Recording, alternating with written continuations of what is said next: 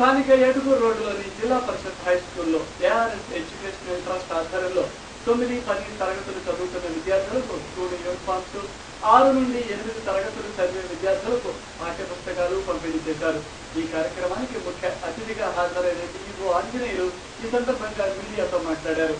చదువుకునే విద్యార్థుల కోసం ARS ట్రస్ట్ వారు చేపడుతున్న కార్యక్రమాలు ఎంతో అభినందనీయమని ఆయన అన్నారు. ఇక్కడ విద్యార్థులు కూడా ఈ పెద్ద మనసు విక్రమాన్ని ఆనందమయంగా చేసినందుకు ఉన్నాను.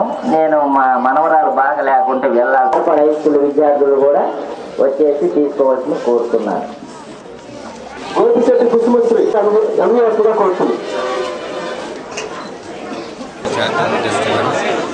ఇవాళ ఏడుకూరులో ఉన్నటువంటి 9-10 పిల్లలకి దుస్తుల్ని, అలాగే 6 నుంచి 10 తరగతి పిల్లలకి కూడా పుస్తకాలని పంపిణీ జరిగింది. అదేవిధంగా పక్కన ఉన్నటువంటి గారపాడులో పనిచేస్తూ చదువుతున్నటువంటి పిల్లలందరూ కూడా ఇవ్వటం చాలా సంతోషం. ఈ కార్యక్రమానికి ఏడుకూరి మాజీ సర్పంచ్ అయినటువంటి సీతారామయ్య గారు, అలాగే దానారావు గారు, అలాగే మన గారపాడు సర్పంచ్ అయినటువంటి సుబ్బారావు గారు, ఈ స్థానిక పాఠశాల ప్రధానోపాధ్యాయులు ఆదినారాయణ గారు, అలాగే గారపాడు ప్రధానోపాధ్యాయులు రంగారావు గారు, హై స్కూల్లో ARS చారిటబుల్ ట్రస్ట్ వారు చాలా చిన్న వయసు అయినటువంటి పిల్లలు అయినా కూడా స్కూల్లో చదువుతున్నటువంటి దృక్పథంతో ఒక మంచి కార్యక్రమాన్ని చేపట్టారు. వారు లోగడ కూడా మా హై స్కూల్లో కొన్ని స్కాలర్షిప్ కార్యక్రమాలు నిర్వహించారు. వారికి ప్రత్యేక అభినందనలు. ఈ రోజున స్కూల్ యూనిఫామ్ అనేది 9-10 తరగతి పిల్లలకి, అట్లాగే నోట్బుక్స్ కానీ ఏదైనా కానీ మంచి కార్యక్రమాల్లో ఇన్వాల్వ్ అవుతుంది. గార్పాడు స్కూల్ను కూడా మరి వారి పిల్లలకు కూడా అలాగే దుస్తులు పంపిణీ చేయటం. అత్యున్నత ప్రమాణాలతో విద్యా బోధన చేయడం వలన తమ విద్యార్థులు మెరుగైన ఫలితాలు సాధిస్తున్నారని హిందూ ఫార్మసీ కళాశాల ప్రిన్సిపాల్ గోవిందరాజన్ చెప్పారు. ఇటీవల ANU విడుదల చేసిన B ఫార్మసీ ఫలితాలలో తమ కళాశాల 100% ఉత్తీర్ణత సాధించిందని, ఎక్కువ మంది డిస్టింక్షన్ లో ఉత్తీర్ణులు అయ్యారని తెలిపారు. ఈ సందర్భంగా ఉత్తమ ఫలితాలు సాధించిన విద్యార్థులను ఆయన అభినందించారు. ఆచార్య నాగార్జున యూనివర్సిటీ విడుదల చేసిన B ఫార్మసీ తృతీయ సంవత్సరం ఫలితాల్లో హిందూ ఫార్మసీ కళాశాల విద్యార్థులు ఉత్తమ ఫలితాలు సాధించారు.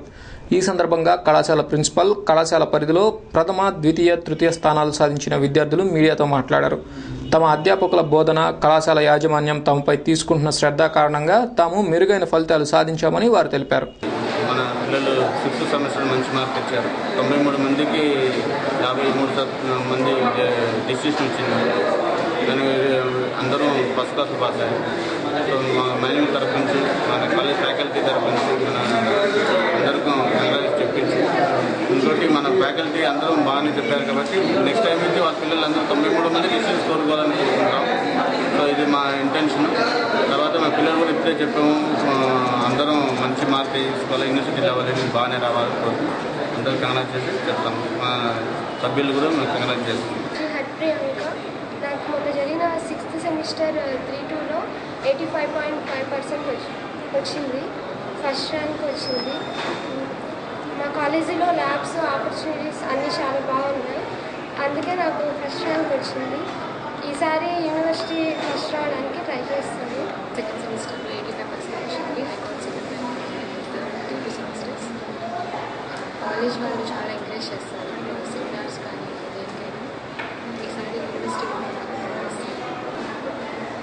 నేను 3rd ర్యాంక్ తెచ్చుకున్నాను 6th సెమిస్టర్లో. మా కాలేజ్ వాళ్ళు ఎంతో కృషి చేయడం వల్ల నేను కూడా బాగా ఇంట్రెస్ట్ చూపించి తెచ్చుకున్నాను. ఈసారి ఫస్ట్ ర్యాంక్ తెచ్చుకోవడానికి యూనివర్సిటీ ఫస్ట్ రావాలి. ఆంధ్రప్రదేశ్ గృహ నిర్మాణ సంస్థ అవుట్ సోర్సింగ్ ఉద్యోగులను తిరిగి విధులలోకి తీసుకోవాలంటూ ఉద్యోగులు చేస్తున్న రిలే నిరాహార దీక్షలు నేడు 2వ రోజుకి చేరుకున్నాయి. గత 8 సంవత్సరాల నుండి విధులు నిర్వహించిన తమను విధుల నుండి తప్పించడం సరికాదని, దీనివలన తమ కుటుంబాలు రోడ్డుపై పడతాయని వారు ఆవేదన వ్యక్తం చేశారు. ప్రభుత్వం తిరిగి తమను విధుల్లోకి తీసుకునేంత వరకు ఈ దీక్షలను కొనసాగిస్తామని వారు తెలిపారు.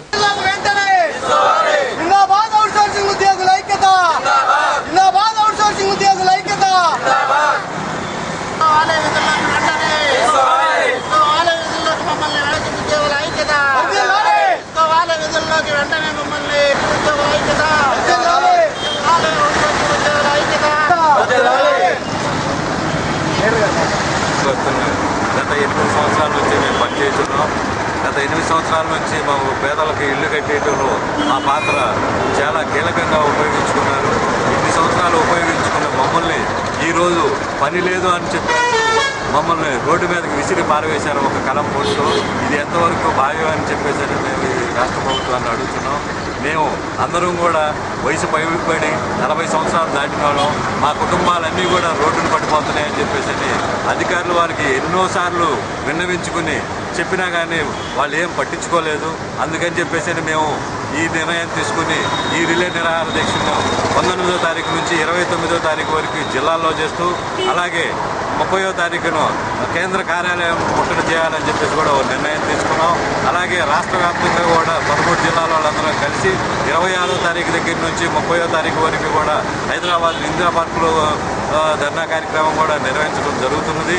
30వ తారీఖున అందరం కలిసి 13 జిల్లాల వాళ్ళందరం కలిసి కేంద్ర కార్యాలయాన్ని ముట్టడించి మా ఉద్యోగాలు కొనసాగించమని. యూటీవీ న్యూస్ ముగించే ముందు హెడ్లైన్స్ మరొకసారి.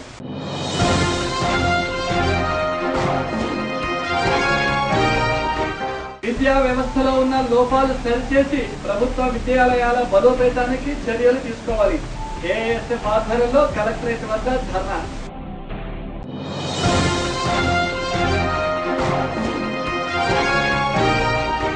జిల్లాను ర్యాగింగ్ రహిత జిల్లాగా తీర్చిదిద్దడానికి అవసరమైన అన్ని చర్యలు తీసుకుంటాం.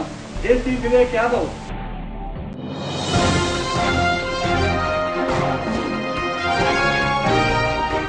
మున్సిపల్ కార్మికుల సంక్షేమానికి ప్రభుత్వం చర్యలు తీసుకోకుంటే పెద్ద ఎత్తున ఉద్యమాలకు శ్రీకారం చుడతాం.